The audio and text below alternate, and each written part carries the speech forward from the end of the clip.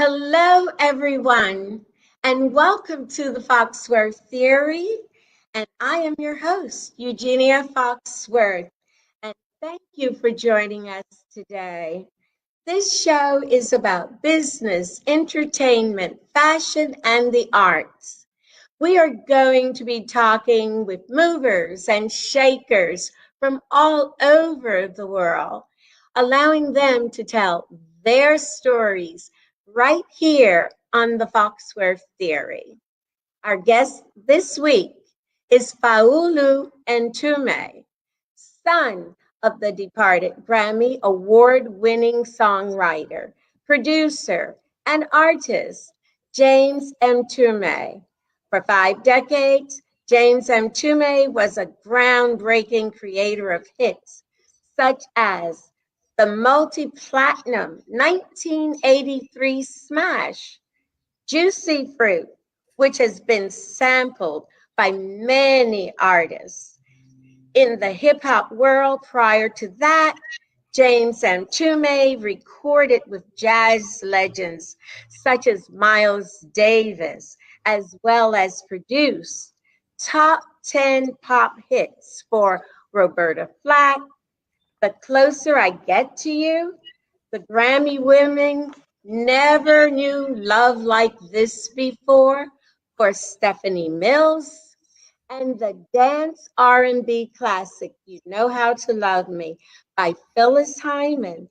James Mtume passed on January the 8th, 2022 at the age of 76. His son Faulu joins us to share his father's legacy. Faulu Mtume, welcome to the show. But first, our condolences for the loss of your father, a legendary man of music. How has the family been coping?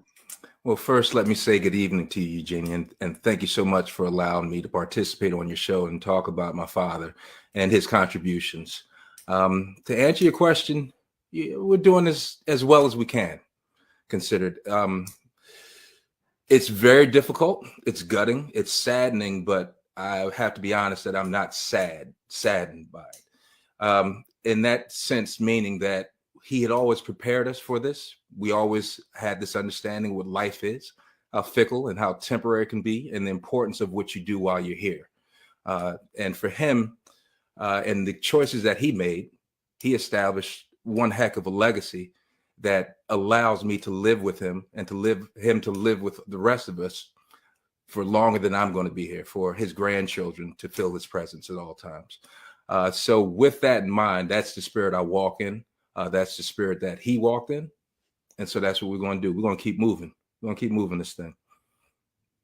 And that is beautiful. And that is truly, truly a blessing. And I hope that some of our listeners have been able to take that in and use your words in their losses. Thank you. Now, James Mtume had quite a life and legacy. Tell us about the beginnings. I understand his biological father was a legendary jazz musician, which I don't know who the name is, but whereas his mother and his dad, who raised him, were active as well. Yeah. And please, I'm been waiting to get this answer. Not a problem. I'm going to have to ask for a little more clarification from you because you have to understand this. Which beginning do you want to start with? Thank you. And I'm joking, but he lived a very multifaceted life.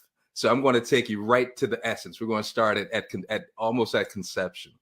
So my father was born in 1947, January 3rd. So he was born the son of Jimmy Heath of the legendary Heath brothers out of Philadelphia. So James Little Bird Heath is my biological grandfather, my father's biological father. he was raised by a man named James Foreman, who was also a very prominent musician in the Philadelphia jazz scene. He was a pianist. His name was Hengates. That's what his jazz epitaph was. And to my grandmother, Bertha Foreman. So he had raised my father from birth. He'd actually married my grandmother while she was still pregnant, which, as you can imagine, in 1947 was a huge deal. It was a huge deal to do. But my father was very fortunate in that sense that not only did he receive any biological traits from the Heath side of the family, who are all accomplished musicians, my grandfather, his brothers Percy and Tootie, but also the musical environment that he was raised in the house in Philadelphia. And there was no difference or separation in how my grandfather, James Foreman, chose to raise him from the other siblings that came after him. And in that household, my father would always recall how what he thought was such a pervasive thematic word for my father in his life is profound. So the profound experiences that he had as a child growing up there, again, because my grandfather Hengates, as a pianist, what the musicians used to do then was lots of times they opted not to travel with the band because of the expense of it. So whatever cities they were going in, they would just ask for the baddest musicians there. My grandfather was one of those. So he played with Dizzy Gillespie. He played with John Coltrane, anybody that came through town. But also he had personal relationships because a lot of these people also lived in Philadelphia. So my father would constantly say about how any night at the dinner table, it could be Thelonious Monk, it could be Coltrane. Donna Washington was my aunt's godmother. I mean, so it was this amalgamation of all these talents kind of converging here at this little house in South Philadelphia that's shaped early his interest in music, but he didn't act on it. Also at this time, this is when he was being exposed again by my grandfather, Hengates, to social issues, obviously the civil rights issues that were plaguing us, but the one that struck him most was Emmett Till. And that's because that was the thing that hit closest to him because that was closest in age. My grandfather also would expose him to the book writings of James Baldwin. He would expose him to Elijah Muhammad. He would take him to hear them speak. So he had this kind of really, really unique mix of the arts and political affiliations that would help to shape him later on. So that's the start of it. What my father did from there at an early age, when he was like in his preteens, young teens, he was a swimmer. So he was actually the first Black Mid-Atlantic AAU champion. He did that at a very young age. He was about 15. And that's the direction that he thought his life was going to go in as a professional swimmer, which was also at the time, there was a movie that was done called Pride. I think it had Terrence Howard and some other actors about a swim team out of Philly. Well, that was loosely based off of what they did. But the real story was a lot different because, yeah, they did face those kind of prejudices. And he did have those experiences where they would drain the pool after he swam, or they would try and throw like lit matches at him and all of those kind of things. So again, these are those things that were kind of coming through the filter for him that were shaping his next step in life, which was going off to college. So he had opted to go to Pasadena City College because there he accepted the scholarship there because the trainer there was also going to be the trainer for that upcoming Olympics. So he was going to train to participate in the Olympics. But there was a detour. It was there that he encountered the teachings of Maulana Ron Karenga and the US organization. And so now this is where everything really started to take shape, because this is where he adopted his name of Mtume, which means the messenger. This is where he adopted the philosophies of the Kawaida. This is where Kwanzaa was started. So he had been participating and helping to sculpt that from the inception. So through the works with Karenga and what they were trying to do as a cultural nationals organization, which was a bit different than the Panthers, because here the embrace was about understanding what your African link and heritage is and incorporating that into an American lifestyle. And so really trying to connect that part of your existence and your culture. So it was here that he met my mother. They had been together since he was 19 and she was 17. So all the way up until his final moment. But it was here again where now his political ideologies are being really sharpened and really shaped and really actualized, because now he's active with this movement. He's active in these communities. He's active with how he's circulating and meeting the future Black political leaders, the Jesse Jacksons, the Imamu Barakas, and so he's really, really into that and really moving up and high ranking in his organization. But then something else clicked in. And that was his music. It was there where he started to play percussion. And so, and this is where his life took it was a new chapter. As I was trying to say, where do you want to start? Because when he was serious about something, he did it for real. So as he began playing percussion, it was more so out of necessity for what the organization needed in their meetings or with the dancers. He really developed a strong love for it. And my father was the kind of person that when he committed to something, it was full on. Again, with the swimming, with his involvement in the US organization. Now with the percussion, my mother would tell me he would lock himself in the garage for 6 hours a day, practicing to get his chops up. And so now he's starting to embark on his musical journey at the same time as paralleling with his political commitments. But he's now developing those things from when he was a small child with those dinner table conversations and the exposure from my grandfathers into his life. And it was from there, that's when he started to make a name for himself out in LA. But they said, you know what, if you really want to test your mettle, you got to be in New York. Some things happened in California where the organization started to kind of take a different direction. And he and my mother had my older sister at the time, Ife, and they had to make some adult decisions about what the next steps that they were going to take. And he was offered an opportunity to come back to Newark to work with CFUN and Imamu Baraka in the campaign for the election of the first Black mayor of Newark, Ken Gibson. He took the opportunity and came here. So it served two purposes, where he was able to continue this, political association, but he can test his mettle in New York. And it was probably one of the best things he did, because that's when Miles heard him and started his journey as a professional musician with him for 5 years. And then for him to help embark on his own journey as a songwriter and producer.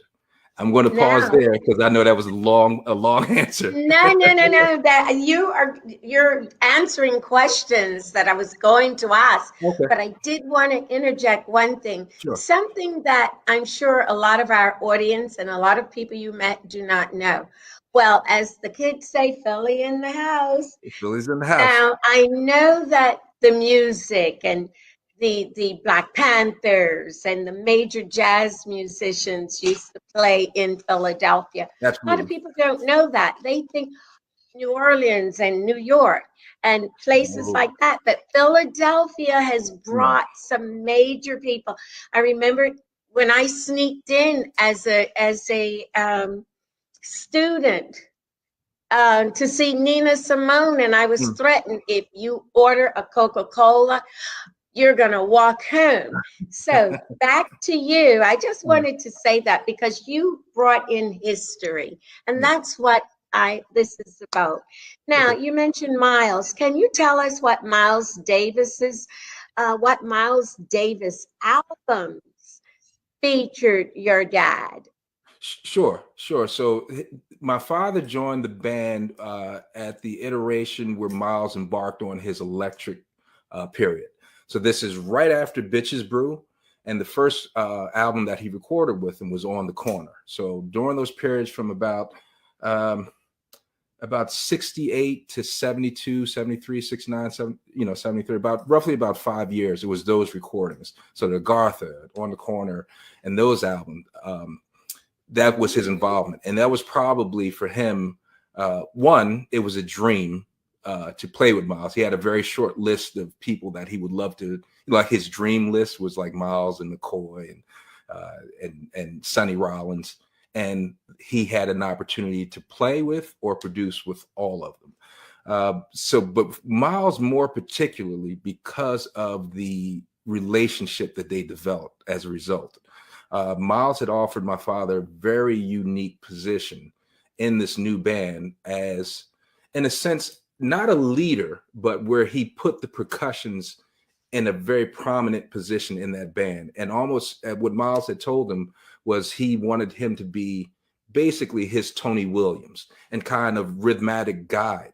So that was a huge thing for somebody on the Kungas, because Miles was embarking on a completely uncharted territory with what he was doing. And now he's also introducing this Afrocentric, if you will, absolutely, with it. So now, I don't mean to interrupt here. No, please interrupt. I really, at this moment, have to, let's take a short break, and we will be right back with our very special guest, Faulu Mtume.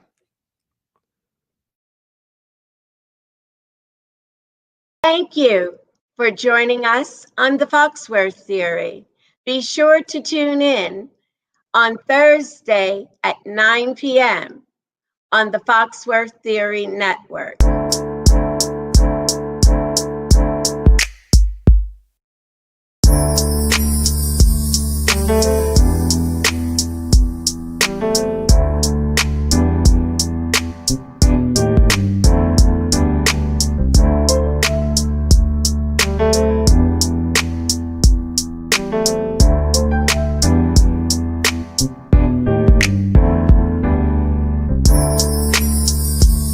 Thank you.